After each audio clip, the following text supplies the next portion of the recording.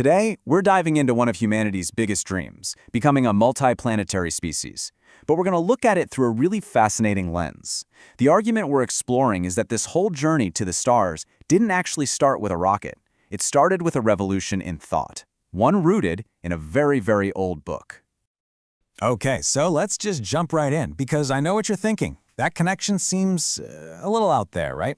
You've got cutting-edge rocket science and dreams of Martian colonies on one side and ancient scripture on the other.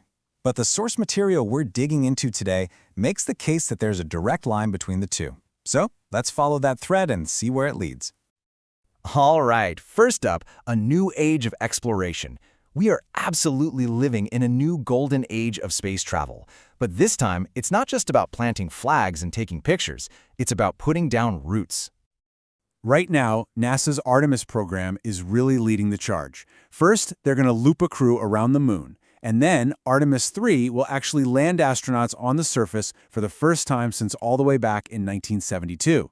But here's the key. This isn't just a visit. The long-term plan is to build a permanent moon base, which will basically be a launching point for the next great objective, sending people to Mars. You know, this isn't just another chapter in exploration. It's a fundamental shift in who we are.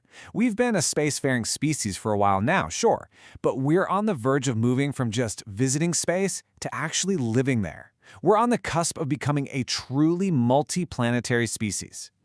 So how do we even measure progress on that kind of cosmic scale? Well, back in the 60s, an astronomer named Nikolai Kardashev came up with an idea. It's a scale that measures a civilization's advancement not by its art or its laws, but by something much more fundamental, the raw amount of energy it can control. The scale basically has three big levels. A Type 1 civilization has mastered all the energy on its home planet. A Type 2 has harnessed the power of its entire star system. And a Type 3, well, they're controlling the energy of their entire galaxy. Right now, humanity is still working our way toward becoming a Type 1 civilization, and becoming multiplanetary is a huge part of that journey. Now, this massive ambition brings up a really deep question, and it's something people have debated for a long time. Is this drive to expand into the cosmos our noble destiny, or is it just a dangerous kind of arrogance? And this is really the core of the conflict. On one side, you have people who see this as the ultimate expression of human potential, what we were meant to do. But on the other side, you've got people who see a cautionary tale in the making, sort of a modern version of the Tower of Babel, that old story about humanity reaching too high and paying the price. The author of our source material really frames this debate between two camps. You've got the pro-human view, which believes our purpose is to grow, to overcome our limits, and to expand our reach. And then you have the anti-human view, which kind of sees humanity itself as a problem that needs to be managed, and believes our impact on the universe should be limited. Now, those who are skeptical of us colonizing space often point to passages just like this one from the Psalms. The common interpretation is that a boundary was set. You know, the heavens belong to God, and Earth is where humanity is supposed to be. It's like, hey, stay in your lane. But the author of our source material immediately counters with this verse, which is one of the most foundational passages in the entire Judeo-Christian tradition. It's often called the Dominion Mandate. And notice, it's not a suggestion. It reads like a command to fill, subdue, and govern the created world. So the huge question is, which one is it? You can actually hear the spirit of that Dominion mandate echoed in these famous words from JFK. The source points out that humans have always pushed into hostile environments, right? Whether it's the frozen plains of Siberia, the ice of Antarctica, or the top of Mount Everest. This drive to take on huge challenges to make hostile places habitable seems to be pretty fundamental to who we are. And this brings us to the absolute core of our source materials argument. The claim is that the Bible doesn't just allow for space exploration, it actually provided the philosophical framework that made the whole thing possible in the first place. Okay, let's be super clear about this argument. The claim isn't that the Bible is a science textbook. It's that without a very specific set of ideas that came out of this worldview, the scientific revolution, and by extension, the space race, might have never even gotten off the ground. At the very heart of this idea is a concept called imago Dei, the idea that humans are made in the image of God. Now, this isn't about looking like God.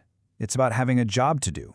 It means humans are supposed to act as God's representatives, as stewards or managers taking care of the whole created order. Now, check out how Psalm 8 expands on that job description. It says God made humanity ruler over the works of your hands, putting everything under our feet. And here's the kicker, the part the author highlights. The psalmist explicitly includes the moon and the stars as part of those works. The implication here is just staggering. Our responsibility, our dominion, isn't just limited to Earth. And this idea caused one of the most important shifts in human history. Think about it.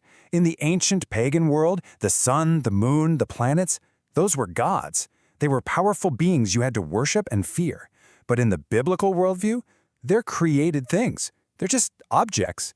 This completely demystified the heavens, turning them from a place full of gods into a physical cosmos that's governed by laws, a system you could actually study, understand, and maybe one day explore. So this massive mental shift wasn't just abstract philosophy. It had profound, real-world consequences that totally changed our relationship with the sky above our heads. This is such a great question. You hear this a lot, right? That by naming our missions after Greek and Roman gods, NASA is sort of reviving paganism. But the author argues it's the exact opposite of that. Just look at the difference in perspective here. It's huge. For the ancient Greeks, the moon was the goddess Artemis, a divine being who could control your fate. For a NASA engineer today, the moon is a destination. It's a physical world governed by physics that we can calculate trajectories for and land a machine on. So here's the punchline. Naming the moon mission Artemis isn't an act of worship. The author calls it a cultural victory statement. It's basically planting a flag not just on a rock in space, but on a whole worldview. It's a declaration that the thing our ancestors feared as a god is now under our dominion. So you see how this all comes together. According to the source, this worldview created the necessary preconditions for science to even exist. If you believe the universe is orderly and follows laws, well, then you can study it. If you believe nature isn't divine, then you can experiment on it. And if you believe you have a mandate to manage creation, you have a powerful reason to do both. And that, right there, is the core argument we've been exploring.